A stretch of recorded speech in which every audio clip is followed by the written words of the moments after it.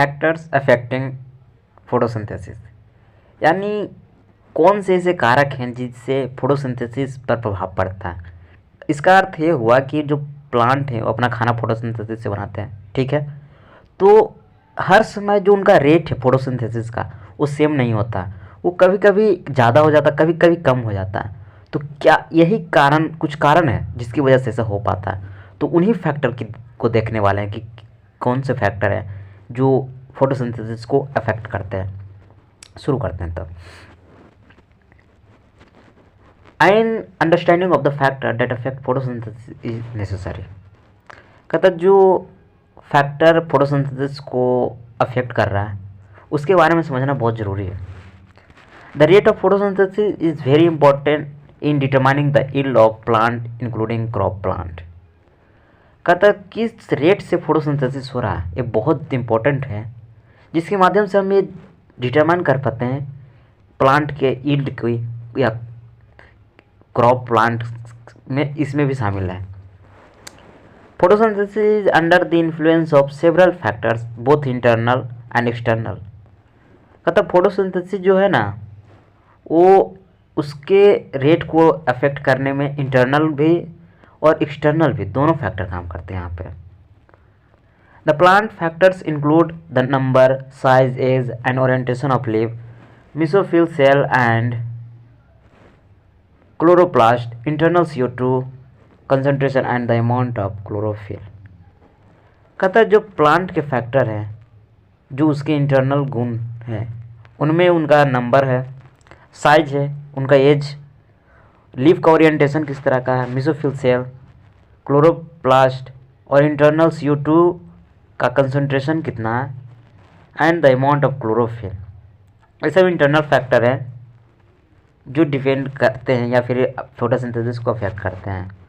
The plant और internal factor are dependent on the genetic predisposition and the growth of the plant. तो ये genetic predisposition पर dependent करता है। अगला है एक्सटर्नल फैक्टर। अब देख लेते हैं कि कौन से एक्सटर्नल फैक्टर है जो कि फोटोसिंथेसिस के जो रेट है उसको अफेक्ट करते हैं।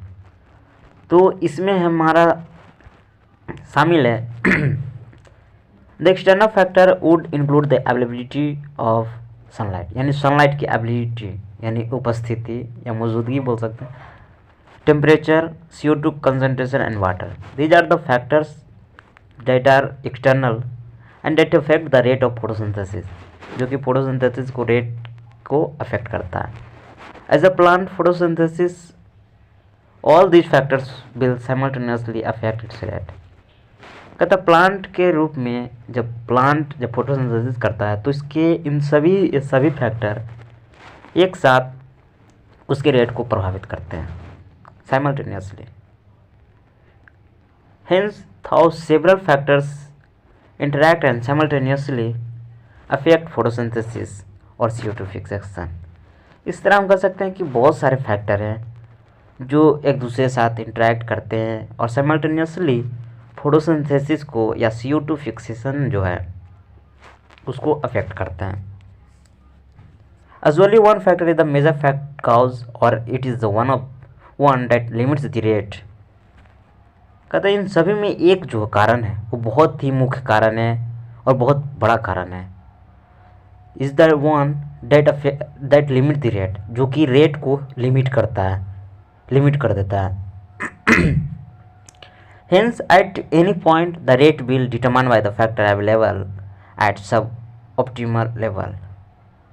इसलिए हम कह सकते हैं कि किसी पॉइंट पर जो रेट है वो डिटरमाइन किया जा सकता है उस फैक्टर द्वारा जो किसी सब ऑप्टिमल लेवल पर अवेलेबल है। When several factors affect any biological हो सकता है, यानी बायोलॉजिकल या केमिकल प्रोसेस, तो उनके उसके लिए Blackman's law of limiting factor come into effect.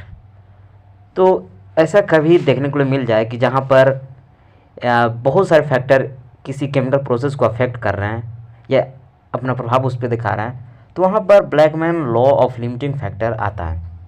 एक कहता यह है कि दिस स्टेट फ्लोइंग, क्या बोलता है इसका क्या लॉ है, ये लॉ कहना चाहता है कि this state the flowing if a chemical process is affected by more than one factor, कहता है कि अगर कोई केमिकल प्रोसेस हो रहा है, ठीक है, फोटोसिंथेसिस भी तो एक केमिकल प्रोसेस ही है, तो अगर हो रहा है तो अगर उसको एक से ज़्यादा फैक्टर अगर अफेक्ट कर रहे थे, जैसे कि यहाँ पर एक इंटरनल फैक्टर है, एक्सटर्नल फैक्टर था, CO मतलब उसका सनलाइट का एबिलिटी मतलब कितना अवेलेबल है, टेम्परेचर था, CO2 फिक्सेशन था, यानी बहुत सारे फैक्टर थे अफेक्ट कर रहे थे, यानी एक से ज़्यादा था।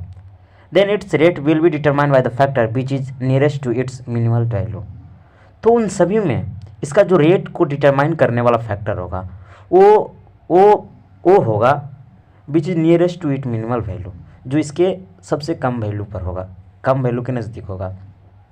It is the factor which directly affect the process if it's quantity is change. ये वो फैक्टर होता है जो डायरेक्टली रेट को चेंज करने वाला होता है। अगर इसका क्वांटिटी चेंज हुआ तो ये रेट को डायरेक्टली चेंज कर देता है। For example despite the for example, despite the presence of a green leaf and optimal light and CO2 condition, the plant may not photosynthesize if the temperature is very low. इन सब को छोड़कर अगर हम temperature को ही सिर्फ लो कर दें तब फोटोसिंथेसिस की प्रक्रिया जो प्लांट है वो नहीं कर पाएगा।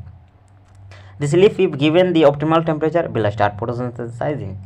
लेकिन अगर उसी पत्ते को हम टेम्परेचर दे दें तो फोटोसिंथेसाइज करना शुरू कर सकता है। तो यहाँ पर टेम्परेचर जो है वही फैक्टर है जो ब्लैकमैन लिमिटिंग फैक्टर दिखाना चाहता था कि जो डायरेक्टली इसका क्वांटिटी अगर चेंज हुआ तो डायरेक्टली अफेक्ट करता है रेट को, और यहाँ पर हम देख पाते हैं कि कर पाता सही में।